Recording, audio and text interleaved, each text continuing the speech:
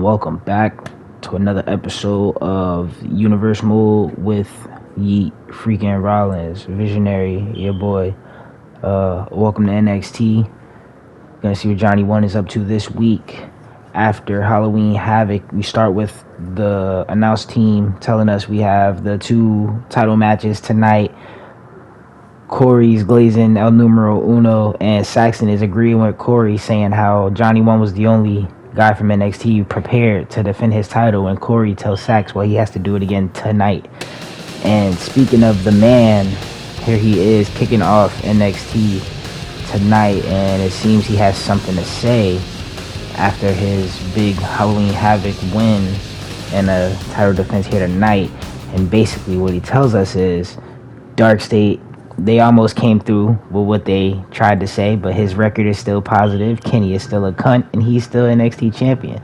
Now, as for Ricky Saints, who wants what he has, many have stepped up, only 3 have succeeded. So if you want some, come get some. But before he can tell him to come get some, he's interrupted by Ricky Saints. Here comes Ricky Saints down to the ring with something to say of his own. He says, Uno, don't call me Rick. My name is Ricky. Dos, I know you know that. Trace, I also won my match at Halloween Havoc, which unfortunately for you, means that Quattro, I earned a match tonight in the main event of NXT. Let's see if you're as good as you think you are. Big words from Ricky Saints. And Uno simply tells him, I'm better. Uno, cocky as ever, confident as ever. I wouldn't even call it cockiness, and Ricky Saints love it. Ricky Saints is here for it. Can't wait to see what we get tonight from these two in that NXT title match. But as we move forward, the NXT Women's Championship was also on the line. Your new NXT Women's Champ, Blake Monroe, taking on the winner of that 8-woman Battle Royal at Halloween Havoc, Lola Vice, who Lola's been just trying to get her title back since she lost it to Lash. And, I'm just going to show you a little something. Blake Monroe was just, was out there giving it all she had. And Lola was fighting back, and Lola was actually getting the better of Blake when it came to the striking. We know Lola is a beautiful striker, and she got her up in that triangle, still throwing more of those kicks, but it just wasn't enough. Blake, somehow got the upper hand back, and Lola just couldn't be put away. No matter what Blake did, and I mean no matter what Blake did, Lola would not stay down. So this avalanche and landslide here, as you can see, also still was not enough, as Lola kicks out at 2, and Blake had enough. Blake lost it. And Lola, I think, knows what she was going for, but was a little too slow with the execution, and Blake bashing Lola with that steel chair and, losing this match by DQ, but securing her title at the same time. And Maxine Dupree, who has also made her way back to NXT with a big win against JC Jane.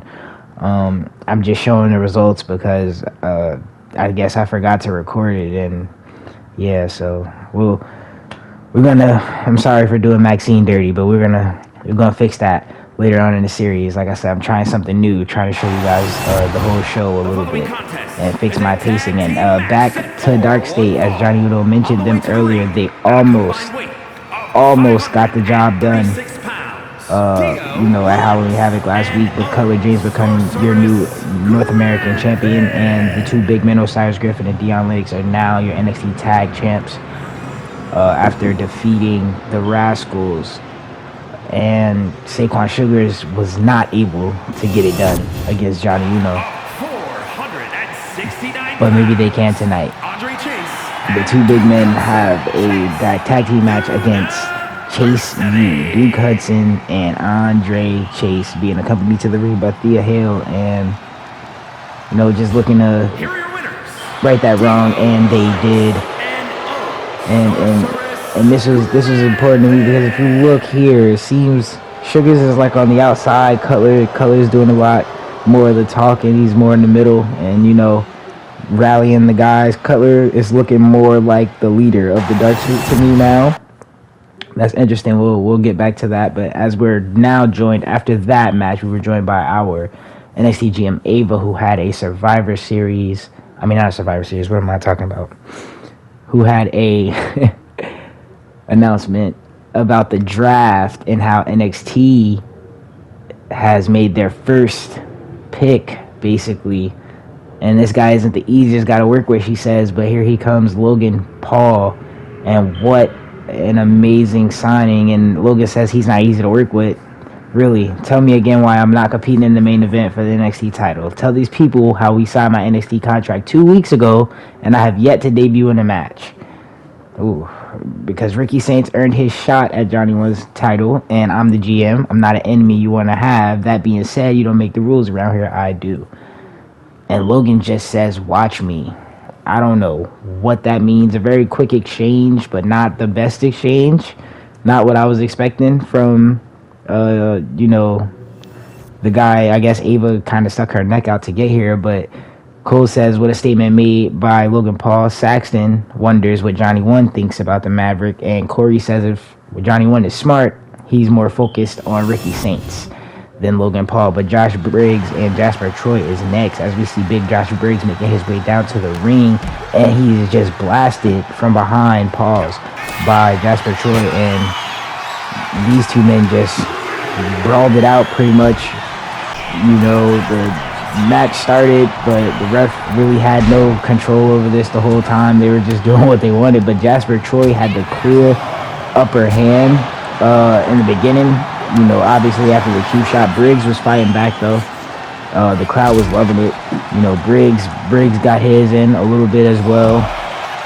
Just these two big men on the announce table, and this is where things got a little dangerous. I won't lie to you, and I thought it was gonna go down, but it didn't go down. Instead, it went off, and and then it went off again. If I'm not mistaken, the two big men just really having it out, and the refs count. You're paying attention to the refs. He had to count of 8, 9, and the ref was telling Jasper Troy to bring it back in the ring. These two men just kept going to the point where it was a draw, double count out of 10, and now we see Logan Paul. And he's out there, Ethan Paul. Ethan says, Logan, all ego, Ethan Page. I hear you want a shot at Johnny One's NXT title. I think we can help one another out. Logan says, yeah, how can you help me and what do you want? I know it's not just because you're a fan of Logan, so out with it. Ethan says, I want out of NXT. Get me moved to the main roster and that NXT title shot is yours. I'm tired of this jungle. Logan says, what makes you think I can do something like that? Just because I'm me, Ethan, you? Ethan says, save it, Logan. You're only here because you want to be. You don't belong here and you know it. Logan says, you're right. I'm here to show that I can be the guy on the brand so I can become a world champ and I can get you on the main roster if you want. Ethan says, great. Now do everything I say exactly as I say, because he knows Uno is an emotional guy. He knows how to, I guess he knows how to get Johnny Uno off his game. He's going to, help Logan Paul with that. But we see a little quid pro quo there as we see Joe Hendry making his way down to the NXT ramp to face Saquon Sugars. And this was a pretty decent match. Sugars took a lot of punishment. I won't lie. And, Joe was eventually, just grounded pound, eventually trying to get the win, but Sugars made a comeback. Sugars wasn't playing around. Like I said, he took a lot of punishment in this match. And he was just really out here trying to prove to the Dark State that he still has it, that he still, is a guy worthy of leading them, even though he was not able to beat Johnny One. As we see, he was able to get the win on Joe Hendry. And that's no small feat. As we get into our main event for the night.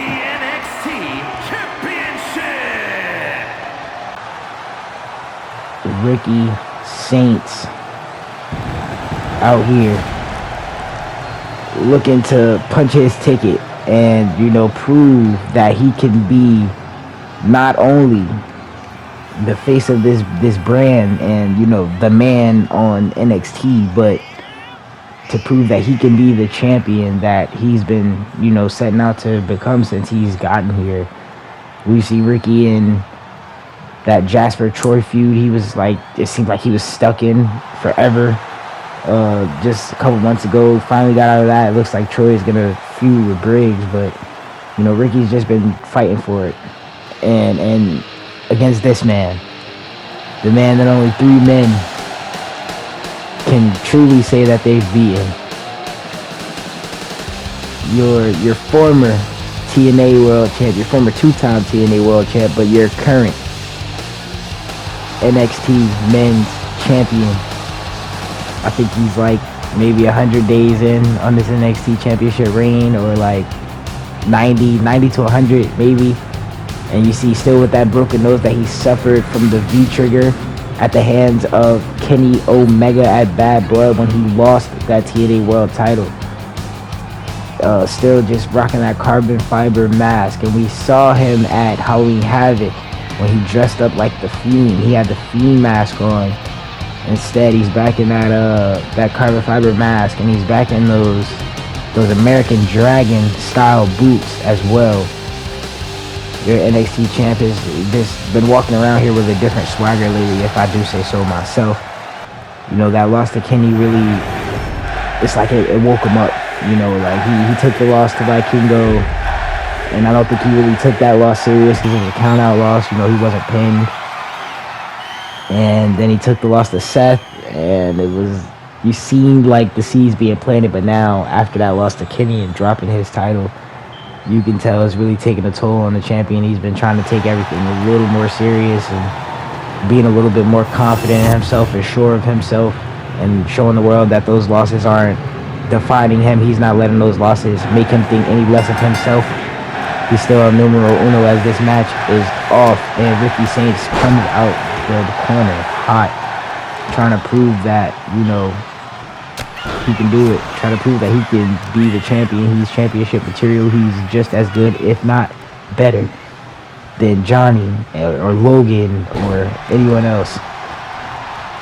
And Johnny Uno feeling good, very hype in this match, talking a little trash to Ricky as he was down, and Ricky with a reversal. And I still just want to touch on this. I still just can't believe Logan Paul is here, and I'm a little curious what that meant. Watch me. What did that mean?